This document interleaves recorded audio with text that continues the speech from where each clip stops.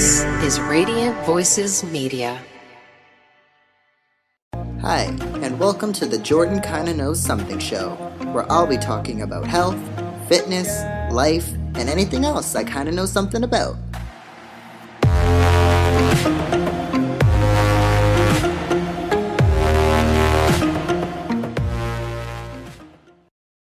Hello everyone, and welcome back to another episode. Now, today's episode is another super exciting episode. Today I talked to Cindy Lou. Cindy Lou is a published author, a personal trainer, a traveler, craniosacral therapist, and a Theta healer teacher and practitioner. So today I am talking to Cindy Lou about Theta healing, what Theta healing is, how it can help you, the benefits of Theta healing, and if you're a practitioner out there, we also discuss how Theta healing can help you and your patients. I hope you enjoy this episode, and let's get into it. Alrighty. Hello, Cindy Lou, and welcome to the podcast. Hi, Jordan. Good to see you. Yeah, no worries. So, Cindy Lou, we know each other because we worked together back when I was in Vancouver or New Westminster. We worked at a gym for, I believe it was 2 years, a little over 2 years. So got to know each other through there.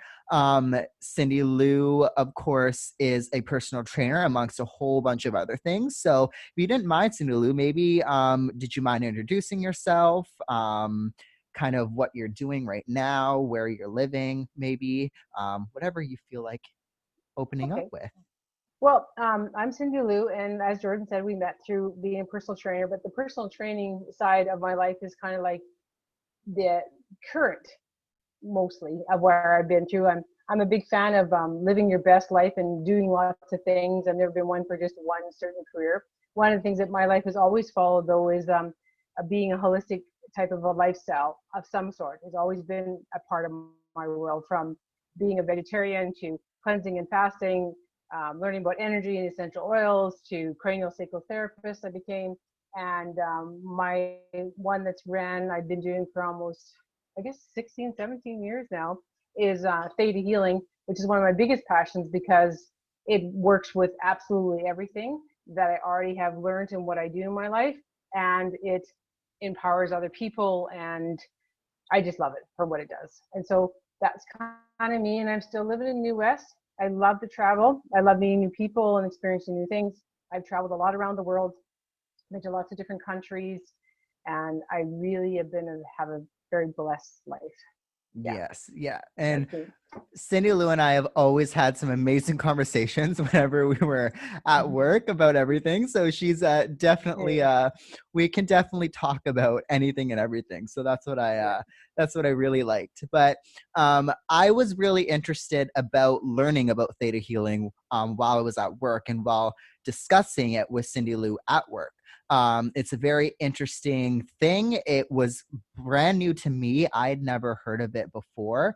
And then when kind of I learned more about it, it made a lot of sense to me in the sense that you knew kind of what it was working towards. I kind of knew, or I kind of learned the benefits. So I thought it would be cool to talk about it today to everybody else and to all of the listeners, and to kind of dig a little further into Theta healing. So maybe if you don't mind starting out with what exactly Theta healing is for anybody that doesn't know. Well, Theta healing, first of all, is quite big in the world compared to when I very first started with it. It is in many different languages, and it's for anybody that has the belief system or the idea that they are influencing their life in some way, shape, or form, like by your belief systems or your emotions, that you do actually have some control over what's happening in your world. So if you believe that, and you believe that you can influence it or create your own reality or anything along that line, then you would find Theta healing very intriguing, of the concept of how using this modality is very empowering for you to work on yourself. And that's one of the things that I liked about it, for all the modalities I experienced throughout my life, was this is one that you can use completely on yourself. And it works well with other modalities too. So it's not limiting. Like some modalities, they say, oh, well, you can only do it with this or that. But Theta healing is one that's pretty much for anybody that believes that. It's what it works with is that, first of all, you have to have that belief that you actually believe you create your own reality. That's kind of a given. And then the second part is what you're learning how to do is understanding the brain waves, and understanding that a theta brainwave is what you learn how to attain without having to meditate for hours and hours and hours. Like back in time, people the monks and things, the people that really got into heavy meditations and they meditate for hours or fasting and things like that would actually create a theta brainwave, because they knew that there's some magical thing with the theta brainwave that caused you to be able to see things as energy, feel it, know that you just go beyond your reality, almost be able to see things as energy, and also to make changes. So with theta healing, that's basically the basis of it. So through muscle testing, and I know there's lots of different ways to muscle test, and in theta healing we have a specific way we muscle test to find out what you think, what you believe. It can help you change your world if you want to. Again, it's up to the individual person, because we have the concept of free will. So you can't make anybody be something or change anything for anybody. Even if you're looking at their lives and you can see like, oh my God, like they're just going down a path that you can maybe see that might not be the best for them, it's still their path. And theta healing is also about, there's no judgment about right or wrong or good or bad. It's about what's working for you in your reality, for what you're wanting to experience, because we're just all here having experiences, and what is working against you. And then looking at what's working against you for what you're wanting to experience and deciding what you want to do about it. And so what would happen was is that if you came to see me and you said, my question I would ask you is, well, what do you want to change about your life, or what's happening in your life that you're finding unpleasant? And we'd have a discussion around it. And through muscle testing, we find out what you actually believe that's creating this. And a belief is just a thought that you think a lot over and over again. And some of it can be ingrained, like some studies are saying it can be in your DNA, it can be in your genetics, it can be in many different ways. They're always discovering things about us as beings, and it's changing constantly. But through theta healing, we believe, the modality believes that it's in your DNA and it's in your genetics, and it's on a soul level and a history level, that you could have belief systems that you're not really aware of, and then all of a sudden they start to manifest in your reality because something triggered it to come forward. And like I say, it can work for you or against you. So what we would do then is, if you said, okay, well, say you muscle tested that that I can just give me something very vague, very general, that everybody hates me. Say you went with that. Okay, so maybe you had you're experiencing all these people being really mean to you or something, and maybe you have this, or would you like to keep it? Okay, as much as a negative situation for some people, it also can be a very positive outcome that they're learning with that belief system. So it's not all like it's bad. It's like, okay, what is this taught you? And some people might thought, well, it taught me to stand up for myself, or it taught me who I am, or it could be all kinds of things. And it's just about, okay, do you want to change it? And if you do, then as a practitioner, with that person's permission, I would put myself in a theta brainwave, which would allow me to see it as energy and witness it to be changed for you. Okay, so, but how would somebody know to come and see you though, through all of that? So you say it's about a belief system. How would somebody know that they have these beliefs, and know that they would want to come in, see a theta healer? Well, usually when someone's life is not going the way they want, and usually in my experience, they usually come to me after they've done everything else, actually. Right. It's okay. usually, unless they know somebody that said, hey, you know what, I went and saw this person, because there's lots of theta. There's thousands and thousands of theta healers in the world, actually, now, in all different languages. I think the books are all in 16 different languages now, which is very cool to see. So they would come. So when I get people come to see me, they're usually through a referral. Right. Very few go to my website that they're searching it out. They've usually heard from somebody.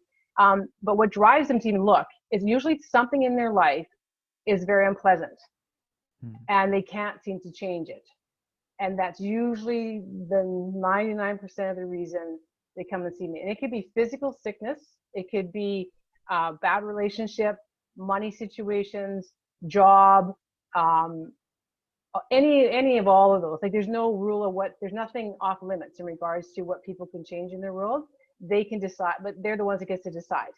And yeah, that's basically most of my clients and people. Like I teach classes and I've been teaching for a long time. And when people come to take classes is because they want to learn how to do for themselves so they don't have to go see a practitioner. And even still, sometimes like I have my students still that will seek me out or other fellow students when they get stuck on something, because our mind is just so amazing. And if it's got something that it's using in your reality, even though it might feel like it's working against you, it'll hang on to it.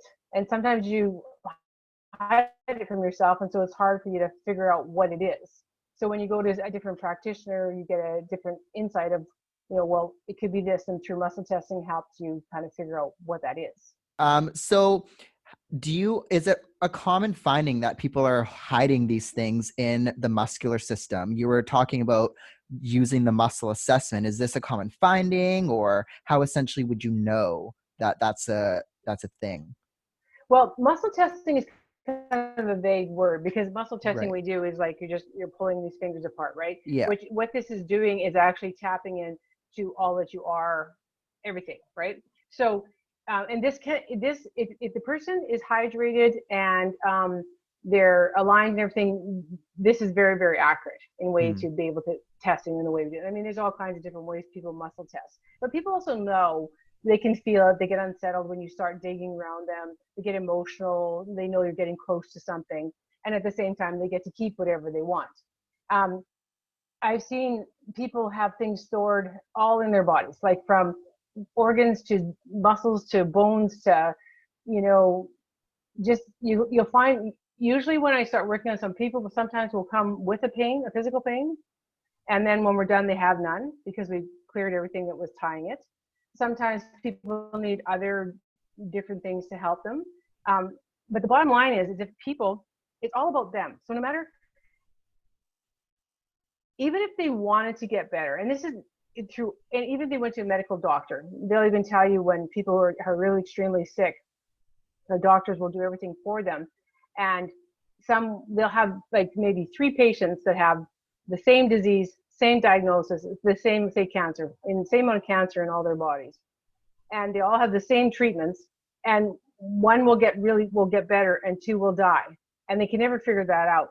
And what it comes down to is that one person's desire to live, or decided that, what, I want to get better and I want to live. It's not that these other 2 people didn't want to get better. It's just that maybe there's something within them that, it was just too hard, or they had too much other things going on, but they do know it's tied to the emotional and mental well-being of any person. And as you know, in society, the emotional and mental well-being is affecting a lot of people for all kinds of things that are happening.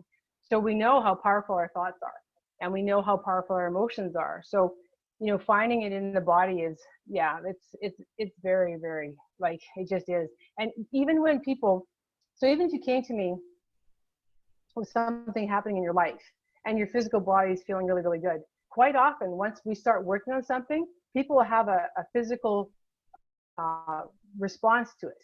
They'll have like either, all of a sudden I got a pain here, and then it's gone. Or all of a sudden they'll feel really super emotional, and then it'll go away. So you can't separate the 2.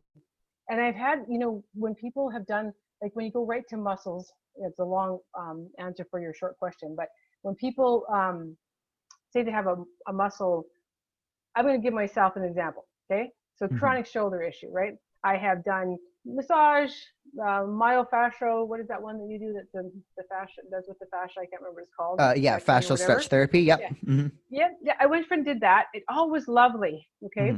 And I did everything, and there's no reason why it shouldn't be better, okay? Right. But I also know that from the experiences in my life, that there's emotional stuff in there stored that if I actually even just touch it, or even put my conscious there to just kind of meditate on, I can see and feel what's in there that I need to release. Now, even being that I know that, I can be a stubborn person. So it's like, you know what? I'm going to hang on to this for whatever reason. It might be doing something for me in my reality. Right. And then the day that I decide that, you know what, I'm done carrying whatever this is, and then I can release it and I'm better. So Right. yeah. Right. Is that Yeah. correct? Yeah. So that's interesting because the kind of reason why I wanted to talk to you about theta healing was because about a month ago, we were learning about a concept called central sensitization in physio school. And it kind of reminded me of what you do in theta healing, because essentially central sensitization is kind of the nervous system being overactive, even if there is not an injury or a specific injury present. So that's kind of a super, super short, basic explanation of that. It's way more diverse than that, but essentially there is sometimes like an emotional aspect to it, a psychological, biopsychosocial kind of aspect to it, and there can be like catastrophizing through a patient, maybe fear and avoidance of movement, and kind of these psychological kind of factors to it. And I would assume maybe like a belief system of course their injuries being worse than it is, maybe there's something wrong, whatnot. So it kind of made me think about theta healing and this belief system, and if there are other beliefs also psychologically that may be affecting person's bodies. So that was kind of how I tied it in. Of course, being a physio student, everything or a lot of things are kind of incorporated with the muscular system and like pain in the body and stuff like that. So that's what kind of triggered me to want to contact you and discuss theta healing a bit further. But essentially, like central sensitization, for example, involves or is involves more kind of like a chronic injury. So I'm just kind of interested, acute versus chronic. Of course, me thinking about theta healing, I would assume that people that have these chronic beliefs or these chronic negative beliefs are more, I guess, susceptible to developing maybe injuries or pain or whatever,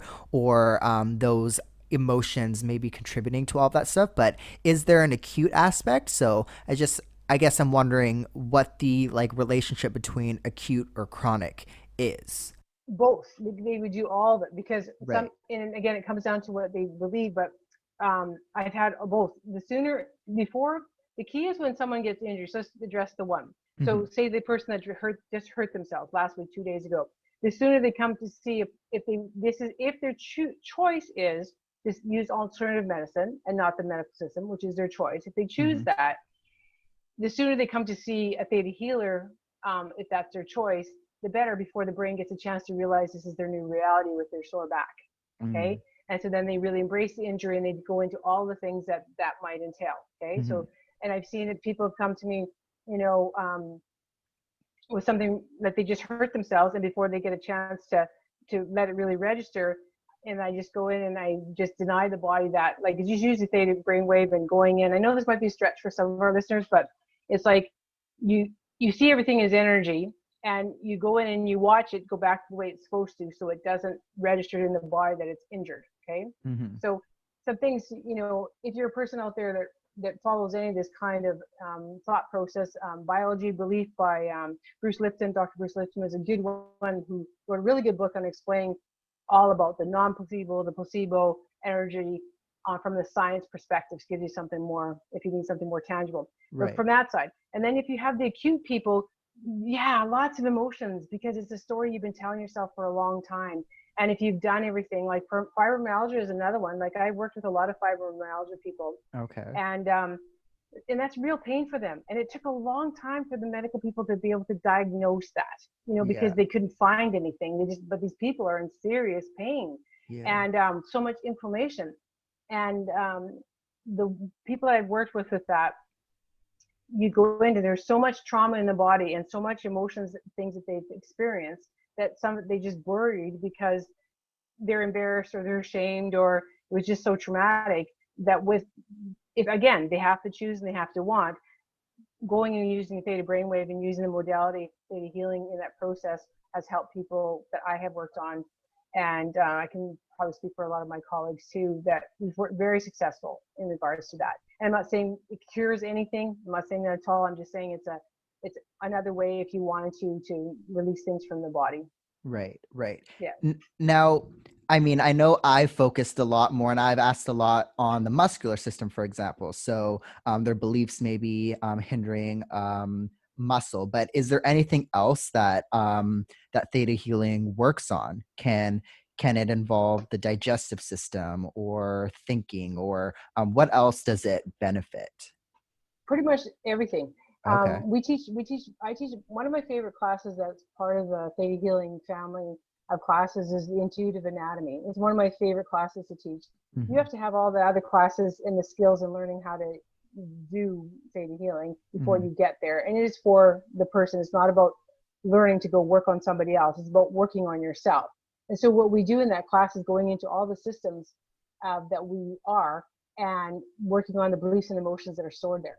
So it's not limited to anything. Like it's all about the person. So digestive systems, like we have Deanna Stiebel, who's the founder of Theta Healing, has a book that anybody can buy called Disease and Disorder. It's a really well-written book. What she does in that book, it's A to Z. So it takes, like, say, asthma. It says the medical system, how they treat it. It says what vitamins you could take, what herbs you could take, and then what emotions Theta Healing would deal with if they use that for all these diseases. And these are all diseases and clients that Deanna has worked on and has documented to help people. So it's not unlimited. And I'm always really surprised when people come to see me with one thing and we start talking about their lives, and then it turns out to be another place in the body that's causing it. As you probably realize, even when with physio, you start that it's the knee and then it ends up being the shoulder. You know what I mean? Is where the problem is. It's no different.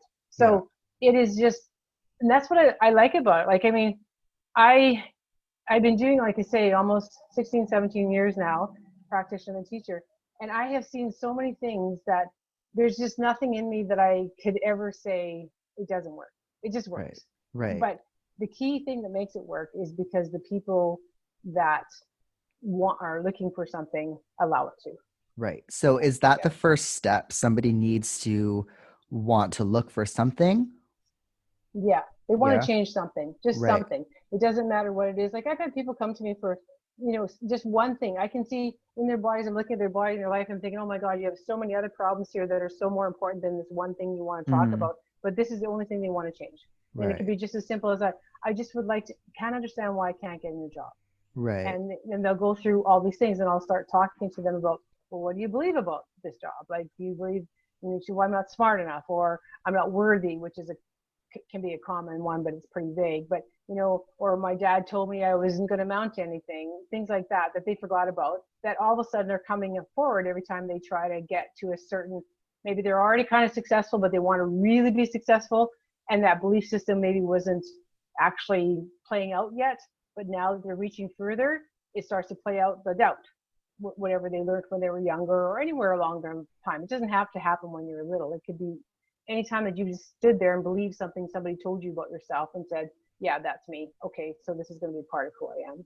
Right. So yeah, it's just so magical. I just love it. I've worked on animals. I've worked on kids. For all ages. Yeah. Right. So I liked how you stated before, it's beneficial with other modalities, correct? Mm-hmm. Yeah. So how would you yourself maybe use it with other modalities when you're doing a treatment? Well, I was a craniosacral therapist before I actually got into Theta Healing. And when I was a craniosacral therapist, and I love that modality, it's very, very powerful, I would get to a certain point sometimes with my clients, and their body just wouldn't go any further to correcting it. They'd feel better, but not completely. And I started asking the question, isn't there something else that I could do to give them complete relief of whatever this is? And that's when Theta Healing came into my world. So once I took that, I slowly started offering it to my clients, because you can't do anything without the permission of Theta Healing. That's the beauty of it. And so when they'd be on the table and I'd be doing cranial psychotherapy, and I could feel, like, say, I'd be in the middle of their back and I could feel that there's some issues about money. And I would say, hey, I'm feeling right here that it feels like you got some stress about money. And they might say yes. And I said, okay, well, do you want to talk about it? Would you like to release it? Because that seems to be hindering why the spine doesn't want to go where it needs to go. And Mm-hmm. most people, they just want to be out of pain. They want to feel better. And so with cranial psychotherapy, it worked really, really well. I also have, throughout my years of teaching, I've had massage therapists come and take it, Reiki practitioners, which Reiki is more common modality throughout the world. It's even used in hospitals now, which is just hands-on healing energy. Chiropractors. I Mm-hmm. had a couple doctors, a surgeon. They do, it depends on what your belief systems are, but you know, in life, it has been noted that doctors quite often meditate or prayer before they do surgeries. Same thing. It's just a focused thought. That's all prayer is. Focused Right. thought, however you want to put with it. And so, yeah, like I think in lawyers, I've had almost every kind of walk of life of career that's out there, like a lot of them, come and take it. And they usually do it because it's for yourself, right? It's about cleaning up you, because Mm-hmm. the happier you are, that's a big deal you take to the world if you did nothing else. Yeah. Yeah. So, I mean, is it always just like, are people always coming to see you just for pain specific factors? So is someone always coming to you to relieve pain, for example? Not so much anymore. No? In the Okay. beginning, it used to be a lot of that. I do 98% of my clientele over the phone all over the world because Mm-hmm. everything's just energy. Mm-hmm. I get a mix now. I get probably 40% that they let whatever happened manifest in their body as sickness. And then the other 60% are aware and want to get rid of it before it turns into that. Right. So they'll call me with, I know this. They're usually pretty aware people about their lives. Like I say, they understand that they have control over their reality, and it's not so much the events, but how they respond to it. And that's where people get confused too. Is that when I say to them, "You have control over their reality," they go, "Well, how can I control what the government's doing or whatever is doing?" That's not the point. The control you have is how you respond to that and how Mm-hmm. you engage with that. That's where your power lies, which is a pretty big deal. So yeah, that's about how it lies. There was a time in the beginning that it was a lot I would get would be they were really sick. I would Right. get people that were stage 3, 4 cancer, or yeah, really dark stuff. Like not dark stuff. I should say it's not dark, but not well. And so Right. the journey was a lot harder to come back from for them. Right. But yeah. Right. Okay. So, yeah, that's interesting to me, especially like what you were stating before, it working best or it working well with other modalities, right? So for me, I know one common thing or one common pattern in physio school, for example, is to help people with pain or with other or whatever they're coming in to see you for. Learning various modalities and learning various techniques, not one specific thing is going to help someone. So you kind of have to focus on multiple factors. So I found that pretty interesting. But what I'm interested in, I know you touched on it briefly before near the beginning, but when somebody comes in to see you, what is a treatment? What does it look like? What would a treatment Okay. with you look like? So when they come and they sit down, um, my first thing that I do is I ask them what it is that they want to change in their reality. Mm-hmm. And some people are not sure. They just know that they don't like how they feel. And so, Right. but that's the first question I ask them. I say, so what is it that you'd like to change in reality? And so then we start to have a conversation. And so some people, if it's their very first time and they don't know anything about theta healing, are a little bit more guarded, Okay. about how far you're going to go into their lives. But once they realize that I can't do anything without their permission and that I'm not there to judge whether their lives are right or wrong, then they kind of relax a little bit. It's like, okay, so they'll tell me their story about what's happened, whatever it is, whether it's with a relationship, a job, life, anxiety attacks, whatever is in their life that's the most dominant, that they're having the most problem with, that's usually what they come to me for. Mm-hmm. And so then we'll have the conversation around, what happened?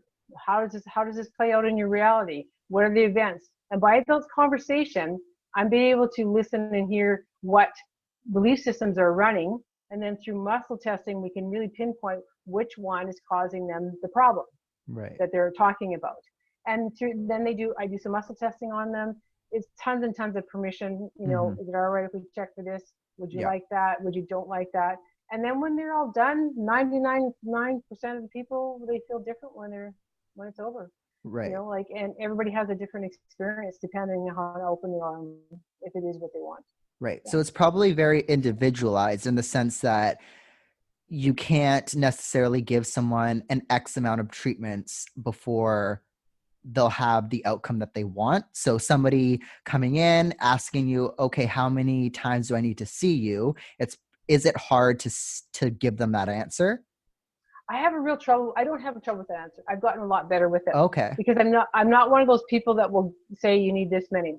I Yeah. always tell people, let's do one. Right. And let's see how you feel. Okay. And then go live your life a little bit and see what happens. Okay. And I says, and then I like them to kind of live it out then. But I have, fellow Theta healers that will say to people, you need 4, you need 5, and that's just how they roll. I've always been, let's see what happens. Because sometimes, and it happens more times than not, if they're really ready for something they want to change, one will change that situation enough for them that they're good to go.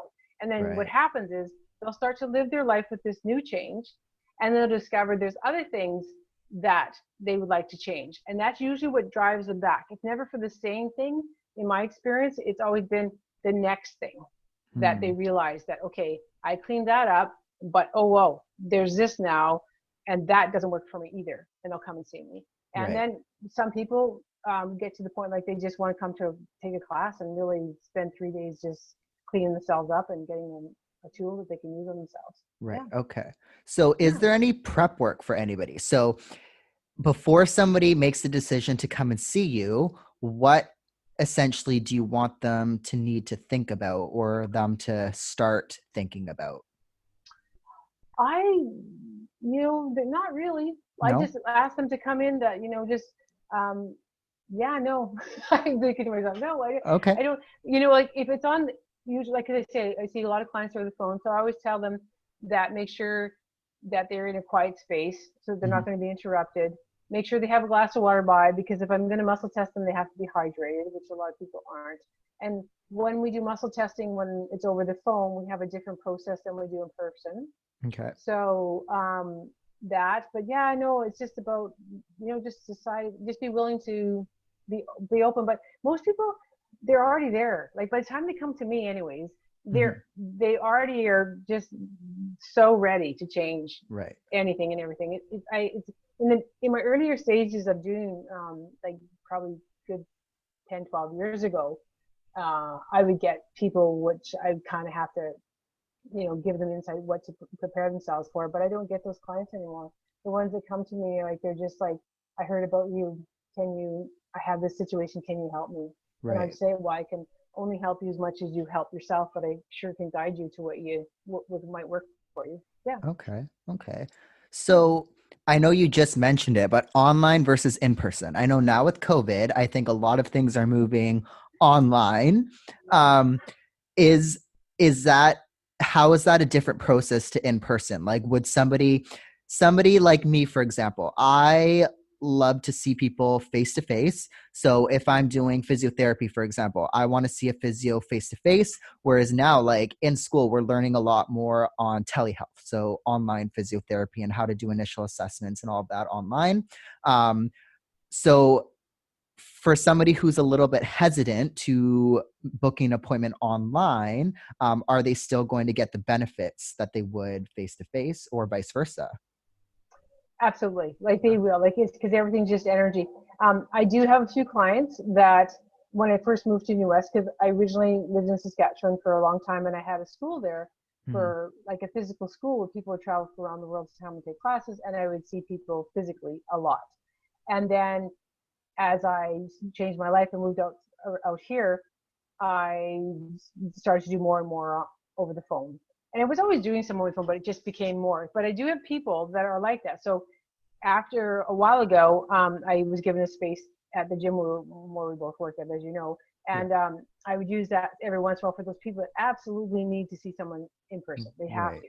And for me, it's like, it works either or, Yeah. And now that because of COVID, I mean, it doesn't affect me so much because I actually prefer to do it over the phone, because what it does for me is I don't see you, and then I can really tap into all of you without actually physically being distracted by your physical presence, you know, Right. for me as an intuitive being. Yeah. So I really do like the over the phone ones more so than in person. Not the ones like that is bad or anything, but for what I do. And then of course when I'm teaching workshops, then, you know, of course I'm working on my students and it's more in person. Okay. Okay. Yeah. So going into your workshops or going into your students and all of that. So if there's a practitioner out there, let's say a physiotherapist or anybody interested in theta healing, anybody interested in adding that to their resume and kind of incorporating it into their practice, how would they go about that? What do they need to do? Well, what they would do right now, theta healing never used to be able to be taught online. Okay. Deanna, the founder, has been forced down that way too. She's had to do with her business to keep it going. So now you can take the basic class and advanced class and the Dig Deeper, which are the three basic class, like the three starter classes, online. And there's lots of instructors that are certified to do that. Your first class is the basic is 3 days, the advanced is 3 days, the Dig Deeper is 2 days. Each one of those classes has books and manuals that you would get, and then it's online through Zoom. And so you can Google thetahealing.com, which takes you to their major site in Montana. I also have a website where we post classes on there. I don't have a whole lot of classes on there right now. I also do classes that are for my students that already are theta healers, so they're kind of like practice type Zoom classes for them to actually work on their issues or whatever that's happening in their world. But my website is thetahealinginstitute.ca. Okay. And so you can always go there. I have a Facebook page also, Cindy Lou's Corner on Facebook, which we post classes there and upcoming things. And you know, it's always good to start with a session so that you can experience it. And I mean, not everybody does. I mean, I have people that used to come to my classes that, you know, because theta healing wasn't so widely available back then. I was in part of the beginning of theta healing, in beginnings before all the books and things started to come out. And so a lot of people hadn't heard of it. They'd end up in the class. Nowadays, most people that come to a theta healing class, they've already had a session, know somebody, read a book, something. So they're really aware before they even get there, which is a benefit to them. Right. Yeah. Right. Yeah. Okay. So for all of the practitioners out there, or for somebody, in your opinion, why would you recommend them take a course or take a introductory course? What can it offer their practice essentially? Well, what it gives you a tool to be able to remove emotional stuff. It helps you, I guess, to be able to see the body more than just a physical. Right. Physical. Because I think just seeing the body as physical is very limiting sometimes when you're trying to help someone with pain or sickness. And I think we're getting the medical, Western medicine and energy medicine are getting closer and closer together, which is great. Yeah. Because we have this separation. And there's more to everything in regards to helping someone live their best life than just the physical. So if you could take any modality, theta healing is one of my top ones, one of my faves. But anything that would introduce you to that part of yourself that allows you to tap into someone's energy and understand what's going on and have actually a tool to do something about it. Because it's not like, it's one thing to tap in, like when I was doing cranial sacral therapy, and I could feel that there's something more to help these people, but I didn't have a tool to do it. So it's good to have a tool. And that's why I like theta healing, because it really dives into the brainwaves. It dives into emotions and feelings and how to shift and change them, and then being able to replace negative energy with positive energy, that it just really works, like really solidly works. So that's what I really like about it. And I think that if you're working with the physical body, it's physical or emotional, I've had counselors come and take theta healing too to add to their practice, so they can understand that part about to help their clients even more. And the more information that you can have, if you're going to deal with people in how we are as beings, I think the better. Right. Just from physical to emotional to spiritual, you just can't separate them all. I mean, you can, but if you're really into wanting to make a difference in someone's lives, the more you understand all as a whole, the better off.